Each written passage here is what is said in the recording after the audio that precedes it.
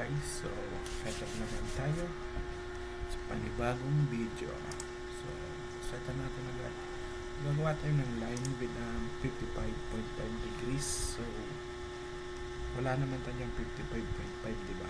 So i-specify natin using tab 55.5, enter.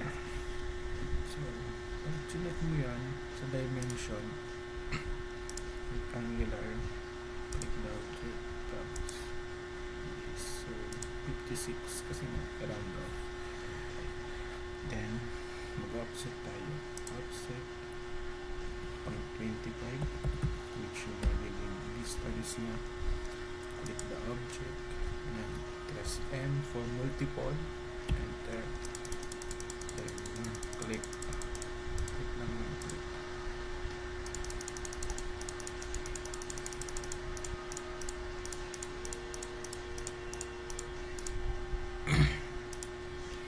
Dali lang naman, diba?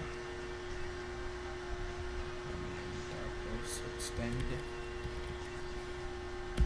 enter, tapos lagyan natin ng boundary B for shortcut, click the object, then madali, diba? So trim naman, trim, TR, then press T for cutting edge shortcut, then click the box, enter, then drag mo na lang, dali lang yan.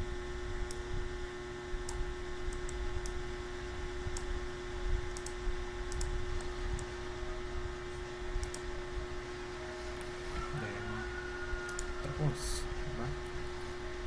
Ngayon dito tayo sa paglagay ng name. Madali lang naman, pwede mo siyang i-copy, tapos enter, click, copy mo, diba? Pero gusto natin pahirapan yung sarili natin, so undo natin. Hindi tayo magka-copy, gagawa tayo ng panibago.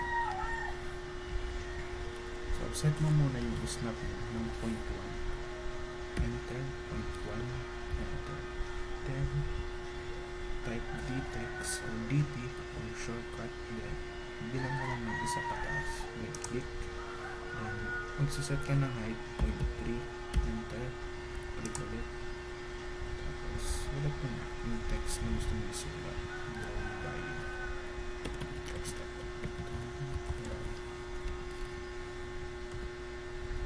enter, enter. So gawin lang natin center, click, then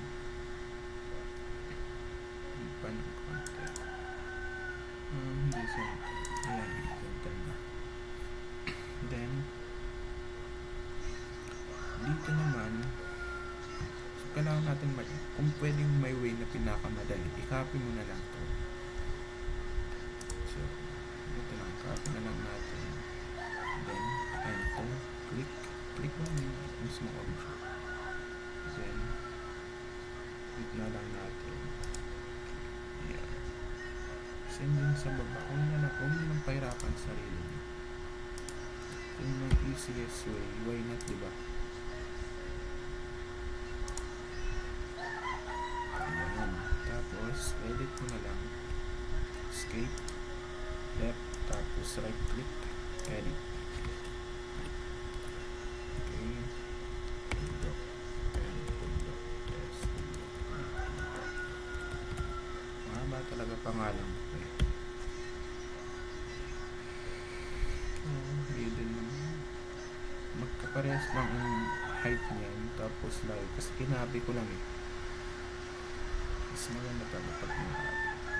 Straight, left, right click, edit, student, enter, then move mo lang yung gumit na siya, gumit na ba? Gumit na naman, diba? So tignan mo yung grid, same din dapat yung grid sa kabila, tapos may konting space din sa may grid. Ayan,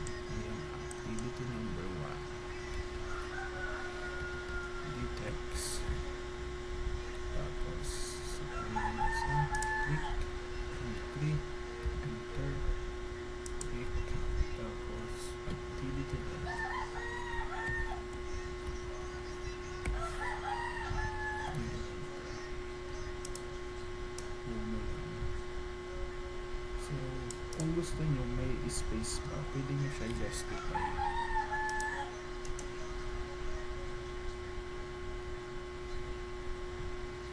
Properties. Justify. Fit. Pero try nyo lang naman ang trip nyo yung content space.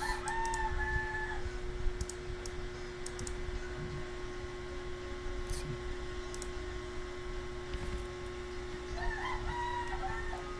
Alisin natin yung comment kasi kaya ko naman kahit walang comment eh. Command box. TS. Tapos siglan natin yung intersection.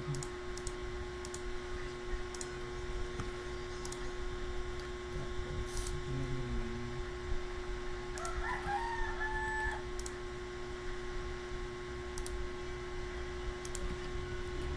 so, okay. Click the center. Okay. Tapos trim. Cutting edge. Hindi, nag-cutting edge. Trim lang.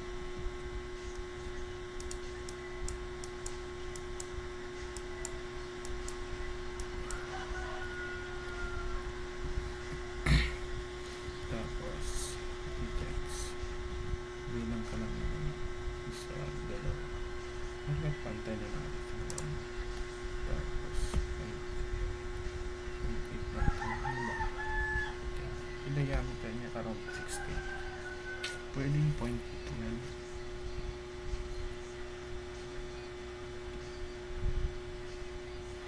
0.8 na natin. Click na. Tapos 1. Enter. Okay.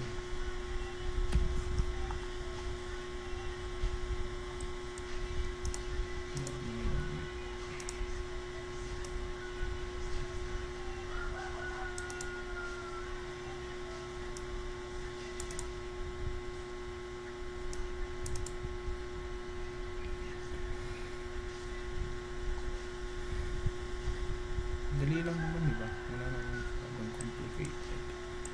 So, dito na nagtatapos yung vid natin. Bye guys.